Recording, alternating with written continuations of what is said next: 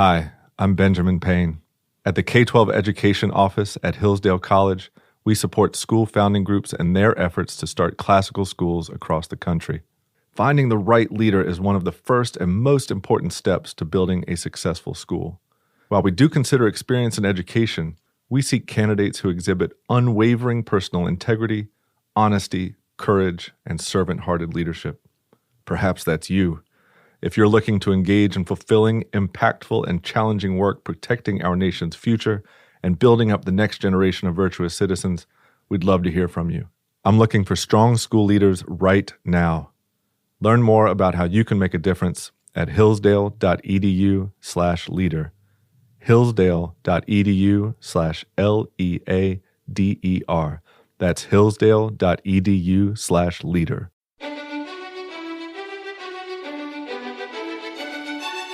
Welcome to the Hillsdale College K-12 Classical Education Podcast, bringing you insight into classical education and its unique emphasis on human virtue and moral character, responsible citizenship, content-rich curricula, and teacher-led classrooms. Now your host, Scot Bertram. Thanks for listening.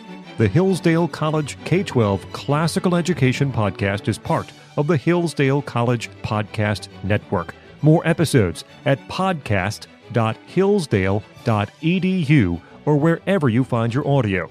You also can find more information on topics and ideas discussed on this show at our website, k12.hillsdale.edu. We're joined by Matt Sauer. He is Associate Director of Admissions at Hillsdale College. Matt, thanks so much for joining us. Pleasure to be here, Scott. Talking today, we'll call it Admissions and the Classical Student. You attended Hillsdale College. Now you work at Hillsdale College as Associate Director of Admissions. What interests you in both attending Hillsdale and then working for Hillsdale? Sure, and this story has changed even recently as I and my father have a different recollection of how we got here. But in my memory, my dad was like sliding imprimis to me across the table at dinner and leaving all these hints when I was still in middle school. And so finally it came time to do my college search tour as a junior in high school. And this was the last place that we visited, but it was definitely the right place to have visited. I fell in love with the people I met and the way that the institution talked about education. It's really set itself apart in the way that it presented a liberal arts approach compared to the other schools that I had toured even that very week that I visited Hillsdale. And then working for the place, I loved the way that I was treated as a student in the admissions process. So it made sense for me to try to replicate that experience for other students that are looking through their college options and maybe weren't thinking about it quite the way that I was thinking about it. If I could correct some of their errors ahead of time in terms of what they think is important versus what is actually important, maybe that would be helpful, useful, a good way to spend now 8 years of my life. Now that you are in the admissions department, is there anything that you think you would have approached differently as a student when you were going through that process? So I think I made the mistake of trusting the I don't know what you call them in the public school setting, but there's these checklists and inventories of skills and things that you like to do, but you take them online and there's 50 questions, and one of them is, do you enjoy packing boxes? Do you enjoy moving boxes? And so you check the boxes about boxes, whatever that means, and it spits out a result at the end and it says, you ought to be a blank major and do this blank job. And so I trusted that blindly.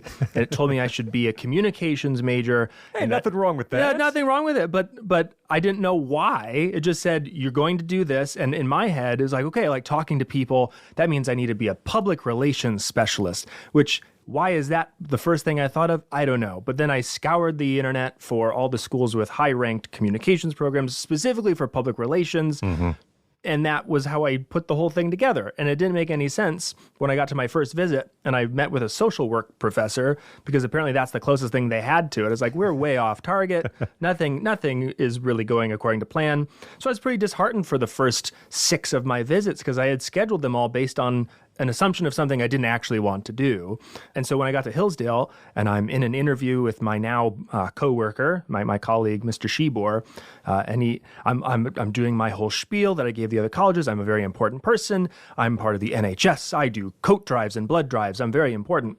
Mr. Shebor said, well, why are you doing all of those things? And I said, well, I like to help people. He's like, great, what is a person? And I just was taken aback by that question, and I didn't know how to respond. And of course, he caught me in a weak moment, and he said, if you don't know what a person is, I don't know how you're going to help them. And that just rocked me. And so I had to come here because that was the kind of thinking that was done here, and it showed me what I lacked. And I really wanted to not be lacking. Talking with Matt Sauer, Associate Director of Admissions here at Hillsdale College. The assumption seems to be that college placement is becoming more competitive. Perhaps students need a near-perfect GPA with grade inflation rearing its ugly head in places. Great standardized test scores, dual credit classes, all sorts of extracurriculars. How accurate is the assumption that a pristine resume is needed for admissions? I think that it's partly based on the truth in that we want all of those things to be good. Obviously, we're not looking for them to get worse. But the good thing about Hillsdale's admissions process is that it's always been and continues to be holistic. And so while we're looking for all of those indicators that say a student has performed well and then likely will perform well at college level, we also want a living, breathing human being that will interact in a normal way with their peers and with the faculty. And by normal, I mean like kind, civil, respectful, and would be a joy to be around. So all of those factor in too. So I'd like to, highlight, in addition to having a GPA that's decent and a good transcript, we interview every student that we can. And I think that really is a chance for a student to set themselves apart, to say, I'm more than my numbers, I'm more than this particular transcript that you're going to see. I am that. I'm also way more than that. And so they get to explain themselves in their own words and in person, typically, through the interview. And then we also require quite a bit of writing on the front end. And I think that's another place where a student isn't defined by the things they may or may not have done in high school, but the things that they are doing now and the words they can craft today and the story that they can use to explain themselves to us immediately and not based on, they're not shackled to their past in some sort of, that sounds so dreadful to be shackled to your past, but depends on your past. Depends on the past, right? Be shackled to a good past maybe, but yeah, so pristine, no, you're not perfect. You're a high school student, and more broadly, you're a human being. So we don't expect perfection. But truly, we are looking for, and this is from the Articles of Association of the college, we're looking for students that are willing and able to do this. And we make an educated guess based on what we see in an application, whether they have the ability to do the work. And so part of that is the indicators that we look at. But then that willingness piece is the other half of it, right? If you have a 36 ACT and a 4.7 GPA, but you don't want to do the hard work of the great books and classical learning, well, this is not the place for you. It's not a good fit. So we're able to have that conversation.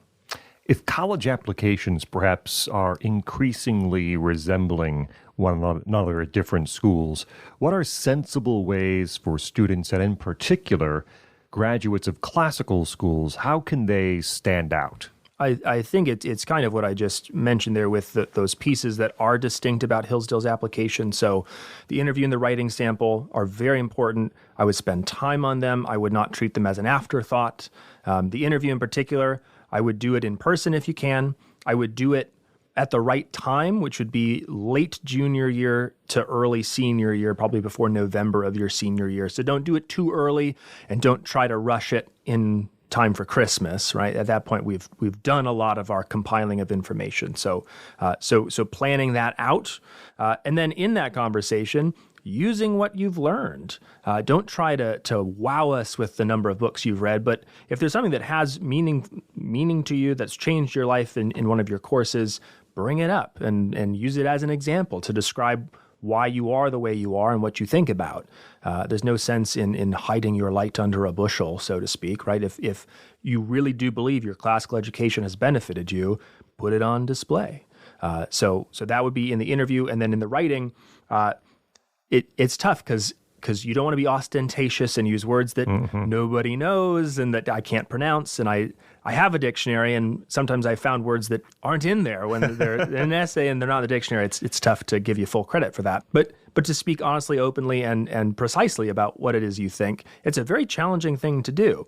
And I guarantee you that most of the 4.0 GPAs don't know how to communicate via writing. It's a very difficult skill. So you can really set yourself apart by putting together a great supplement, by editing it, know your homophones, your theirs, and your good grief. This week it's been commas. It's either there's way too many or you've never heard of a comma. Commas and apostrophes? Yeah, just common. punctuation. Yeah, simple. Talking with Matt Sauer, he's Associate Director of Admissions here at Hillsdale College. From an admissions perspective, what do you see as the value of a classical education as preparation not just for college, but for years beyond? I mean, this is a big question, and I think that working at Hillsdale and at a place that really promotes classical education, even in a college setting, I think the benefits are the same as they are in college in that they open your mind to the ideas of the past. You get a solid foundation for how to communicate, how to order your thoughts, but then also how to live decently. I think that the emphasis on character in a classical education is hugely important, and that really, again, comes on display in these interviews and writing samples where if you never take responsibility for anything you've ever done, you blame others for your faults or for that B- in chemistry. I had one student with a perfect test score and a perfect GPA except for an F in their gym class. And that does not speak well to your character if you badmouth the gym teacher and don't show up because you're too good for that, right? So classical education with an emphasis on character, with an emphasis on careful, ordered thought, exposure to the best things out there in terms of what's been thought, written, and said. I think that's invaluable for your whole life, especially if you're looking at a classical college like Hillsdale. It's going to feel comfortable for you to show up and know some of the great books that are there. But half the students here are at least from public school, if not from some other charter school that did not get exposure to these ideas. So if you've been given the gift of a classical education early on, bring it with you to college and share it with others. I think that's your task. We are very familiar here at Hillsdale with a classical education and a classical K-12 education. I'm wondering if a student is applying to other schools that are out there, is there a need, and I ask you to project a little bit, is there a need to be explanatory about classical education in perhaps an essay or that interview and make sure that counselors understand what a classical education means? Yeah, I mean, I think we have to be able to articulate what it means. And if you are part of it, even as a student, it behooves you to have some answer as to what it is you're doing or what's being done to you, I suppose. And so I do think, especially schools that are not as familiar, it would be good to have not an elevator pitch, but maybe a way to demonstrate that what you've done is rigorous and it is preparing you for a good life. Hopefully you'll find sympathizers in colleges around the country. It might not be the whole administration, but I would like to think that someone somewhere in these other schools, it would at least lend a sympathetic ear to a broad range of reading, right? That you've read a lot of books. Hopefully you're demonstrating, I'm going to be cliche as can be, but the proof is in the pudding, right? If your writing can demonstrate that you have been educated well, then you don't have to rely on a weighty philosophical argument for why what you did was good. Just prove it is sort of my charge to you there. Hillsdale, for even schools that are not classically aligned, we do a lot of research on the front end. If we know a student is applying from a particular school and we don't know much about it, we do research. We visit that school. We talk to the counselors there. We read their newsletters and their pamphlets, and we try to understand their context as much as possible. And so we don't have to do as much of that for the classical schools because we are helping with those, but there's definitely been some charter schools where they're doing some different things. And so to be familiar with their senior projects and their philosophy, that's on the counseling staff at the college you're applying to be aware of that too. So you can don't come in guns blazing and say but you don't understand what a classical education is. Help them understand and ask them what they know about it so far so that you can meet them where they're at and continue the conversation. But yeah, not everyone's going to know immediately that it was a really great experience. Yeah. So. Classical education can be more academically rigorous than perhaps some traditional public schools. How do colleges view applications from those classical education students when it comes to something as simple as grade point averages? Yeah, well, and you mentioned earlier that grade point averages, but there's grade inflation running rampant. And I just found out my own high school started to inflate the grades, which would have come in handy, I think, but not really, because how do you have several C's, but a 4.6? I was always intrigued by the 4.6 and 4.7 because I'm old now, and you are too. My high school, you couldn't get higher than a 4.0. No. Like, that was impossible. Right. That was absolutely the top. And now you see, you in particular, you'll see 4.6, and I don't know how high they go at this point. I mean, I've never seen a 5-point on a 4-point scale, but it gets pretty close. And it does make you wonder what on earth is going on, because it is meaningless now. So we've always had a policy where we will deflate the grade. We look primarily at how you did in core academic classes as a way of sort of recalculating a GPA. So that's how Hillsdale does it. I don't know what every other school is going to do, but there isn't, even when we report our average grade point to the Higher Learning Commission for accreditation, or when we print our brochures, if you have above a 4-point, we just delete whatever's after that. So all the 4 points are the same, and then the average comes out to whatever it comes out to. But no, so we will look at it, we will silently applaud you on the back end, and I don't know what else you want for that. But the fact is, if you have C's in your core classes and a 4.7, the C's in the core classes will show up and mean more. So all this to say, if you're concerned about a lack of weighted GPAs, I would not be concerned about that. If you have a very low unweighted GPA, we still need you to have done the work assigned to you. But we do know that, especially in the classical school context, you're held to an incredibly high standard. And other schools will try to augment that with an honors sequence or an AP or an IB sequence of classes, or dual credit somehow. We know that from the context of the classical model here, the whole thing's a big honors class. And so you're not going to lose credit on our end or lose marks for having challenged yourself with a whole curriculum that is challenging. And from a public school standpoint, all I had was like 6 AP options. And I took a couple of those because that's what I could fit in my schedule. But we know that everything you do in a classical school is pretty much up to snuff, so to speak.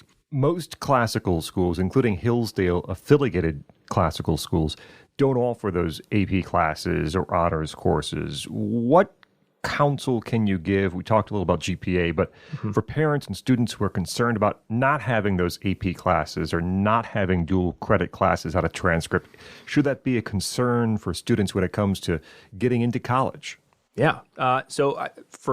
For Hillsdale in particular, and again, I don't know the inner workings. There are books written about the inner workings of other colleges, and so maybe there's a whole different model and I'm not aware of it. But my understanding is we would evaluate rigor based on the school itself, each high school individually, which also means if you come from a public school that did not offer AP classes, we can't say, well, but you didn't take any AP classes. You couldn't have physically done that. So we don't knock you for that, and we wouldn't knock you for a classical school that doesn't offer AP classes either. We would say, we tried to intimately get to know what the curriculum was. And if you're a Hillsdale charter school in particular, we are intimately familiar with what that looks like. But even for a non-Hillsdale affiliated charter school or classical school, we'll do our due diligence to see if what is being taught and the way it is being taught aligns with what we would determine to be a rigorous education. So we've decided ahead of time that most of those classical schools are providing that. And so you're not knocked, so to speak. In fact, you get a little bit of a attaboy for having braved the gauntlet of classical education. So we would consider a student that takes 6-7 AP classes in high school sort of having an equivalent rigor to someone who's gone through a classical school, even though it's going to maybe appear different on a transcript. It might even come out differently in the way you present your application, because you won't have AP test scores, you won't have those college credits. But again, hopefully we're seeing it in the way you speak, in the way you write, in the way you live your life, and the things you get involved with.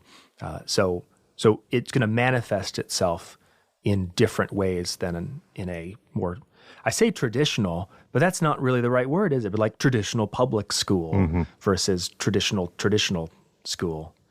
There's got to be a better way to describe that. It's good enough. Good enough. Talking about Sauer about admissions and the classical student, let me ask one final Hillsdale-specific question, which is, as you evaluate these students from classical schools and those from more traditional public schools, perhaps, do you see any difference in terms of performance and success once they arrive and enroll in Hillsdale College? No, I mean, I think anecdotally even, being a public school student, I came into class not having read any great books, not having any clue who any of the authors of the books were even, and some really bad assumptions about, like, I don't know, I was pronouncing Augustine as Augustine, which is technically fine, but I didn't know he was a saint. And then his confessions were going to be, like, honestly, is this even appropriate to say? Like, I know that Usher had a song about confessions. Like, this is all this is, right? It's just a list of the bad things he's done. And if you've read Confessions, you know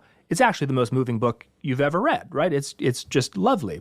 The beautiful thing is I had classical school classmates who took me under their wing and showed me the beauty of those books because they had exposure to them. And I was able to maybe show them, I mean, SpongeBob SquarePants. There's not a whole lot I could probably credit my public school education with giving me, but there was this beautiful give and take. I'm coming to the text as a fresh reader with new eyes, and they're coming to it with maybe their fourth reading of the book. But I guarantee you, I'm catching things in that book that they are not, and they are able to show me things that I do not yet see or know about that book either. So no matter what context you're coming from, we all become Hillsdale students when we arrive, and that's the beauty of the thing. It's a bunch of minds melding into one heart for education, and I think that's the magic of it. So outcomes, we all become Hillsdale students. Our GPAs all kind of take a bumpy road because Hillsdale's hard, but we do the hard work together and we unite in the cause, and strength rejoices in the challenge. And I think that there's a lot of rejoicing around here for all of the difficulty. Matt Sauer, Associate Director of Admissions at Hillsdale College, as we talk about admissions and the classical student. Matt, thanks so much for joining us here on the Hillsdale College K-12 Classical Education Podcast. Thanks for having me, Scott. I'm Scot Bertram. We invite you to like us on Facebook. Search for Hillsdale College K-12 Classical Education. You also can follow us on Instagram at Hillsdale_K12. Hillsdale_K12 on Instagram. Thank you for listening to the Hillsdale College K-12 Classical Education Podcast, part of the Hillsdale College Podcast Network. More episodes at podcast.hillsdale.edu or wherever you find your audio.